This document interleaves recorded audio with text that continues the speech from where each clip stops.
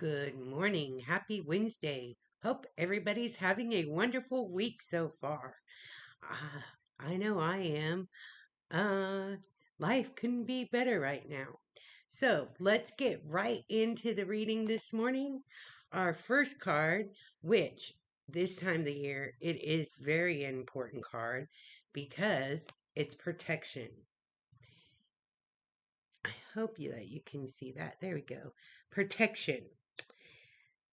This marker reminds you to protect yourself and to be wary of hidden agendas. And honestly, it is also about the right use of power rather than the use of force. A former coming from a place of highly collaborated integrity. The latter from the lower base of destructive energy. Remember to walk the higher ground, but wear a cloak for protection. Ask your guides and angels to protect you, for they will always come if they're asked. And moderate on all that you do. This isn't a place to take risk. This time of the year, when the veil is thinner, all kinds of spirits come through. It is a great time to be reminded not just to protect your surroundings, but to protect your own energy. Don't just freely give your energy away because you may need it. So remember, this is truly the time of the year to protect your energy. Now, with that being said, as we protect our energy, it's also, a good time this time of the year to let go. It's always actually something that we should do is to release anything that no longer serves us. And you're required to relinquish control and allow the mystery to act as she will to weave life together as it is meant to be, according to the laws of the cosmos. And sometimes letting go is simply so that spirit can come in and rearrange and put things back together in the proper order for the divine timing. And it doesn't always mean that it's past hurts. It could mean that, depending on what you have going on. You know your situation, you know what you need to release. It, a release could be a hard release, a deep release, or it could simply just mean letting go of control. Because we all like to control as much as we can, especially at different times. And I know I'm 100% guilty of that myself, is trying to control a situation. But honestly, as soon as I let control go, the situation worked itself out and it happened at just the right, perfect timing. So remember that. Release. No matter what it is, the simplest thing could be holding you back. So constantly check yourself and let something go. Next is the king. Authority could be male sexual energy, things pertaining to the law, justice. The king appears to represent the powers of justice, authority, the law, and make sexual energy.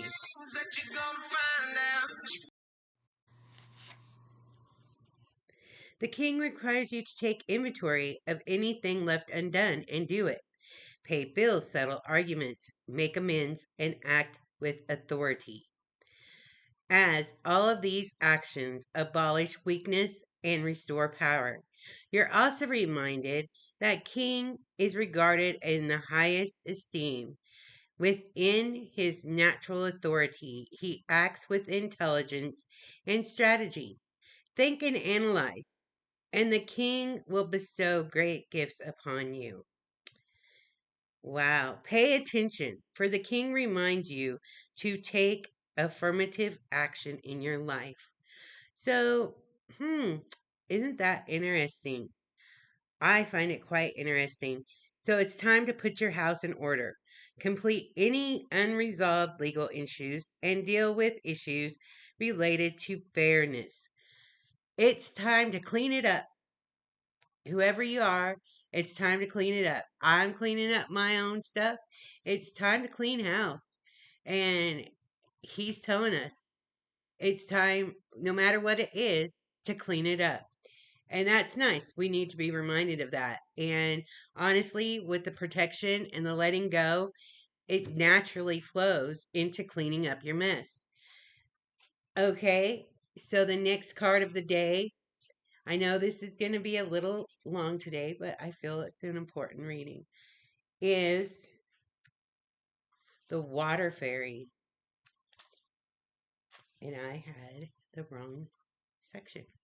So the water feeling fairy is feelings, emotions. When she swims up to you with her liquid magic, she reminds you that emotions and feelings may be running the show. She asks you to consider how you really feel about things and why. She also reminds you that you are not your feelings. You are the one experiencing them. So we have feelings like happiness, sadness, but we're not, it's not something, you're not those feelings. You're not the feeling of happiness. You're not the feeling of joy. You're not the feeling of sorrow. You're experiencing them. So remember that water flows, emotions change. She tells you that it's time to lose your rigidity. Be fluid and willing at times to compromise and allow change to happen. If you're happy, enjoy it. If you're not, then change it. Feelings are the fuel for manifesting. Be certain what you want to create, what you're feeling. Allow the feelings to pass through and focus on the positive. In a way, we can control our emotions because it is just an emotion. It's something that can go right through us because you are not your feelings. You are the one expressing them. So remember that. Even though we have lots of emotions, we aren't that emotion. We're just experiencing at that moment in time a certain emotion. So we can change from sad to happy if we choose it. Let's choose to be happy. And last is the raven. When the raven appears, it's a sign of magic, where consciousness and the divine synchronicity bring surprise elements together. The raven reminds you that on the path to wholeness, the magic of Avalon appears and all things become possible. Isn't that wonderful? Ask the raven to help you. Be aware of synchronicity in your life and see how God and Goddess work together on your path.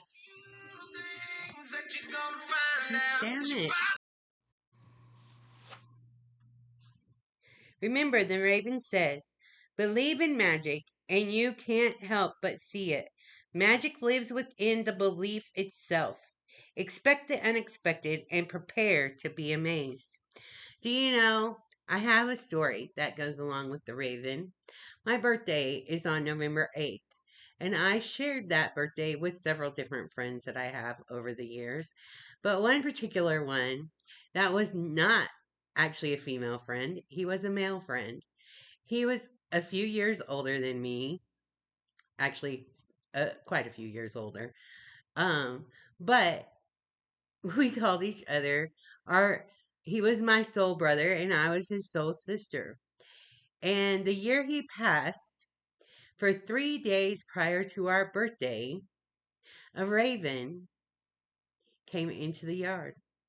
Nobody else seen that raven except once.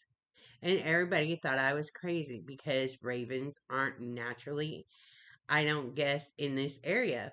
I see crows and I see what I believe are ravens and not crows. But, anyways, now every year, 3 days prior to our birthday, the raven comes back and visits. I believe that my soul brother is that raven coming to say, hello. See, our birthday is coming up. I didn't forget. I'm here to tell you happy birthday, and I know you're blessed with another year. Isn't it amazing how spirit and how life just lets us know that even though somebody's gone, they don't forget us. They want to come back. They want to spend time with us. They want us to know that they didn't just love us in life, but they loved us in death. So today, just think, we have the raven that brings magic. We have the water fairy that says, don't let your emotions be you because they're not. And let them flow. We have the king that's saying, time to clean it up. Time to take care of all that stuff that you've been putting off. It's really time just to make life fair and wonderful again. And we have the art of letting go. You have to let go. Whether it's a small thing or a big thing, you really have to let it go. You'll feel so much better, and divine timing will take place a lot easier if you just let go of that control that you think you need to have. And honestly, this is the time that we need to really protect ourselves, our energy, our homes, because of the veil being thinner. You really don't know what can come through. So you don't want to put out a welcome mat and welcome in something that you can't fix or that it will take a while to fix. With that, go in love and light. I will see you again on Friday. Until then, have a wonderful day and protect your energy.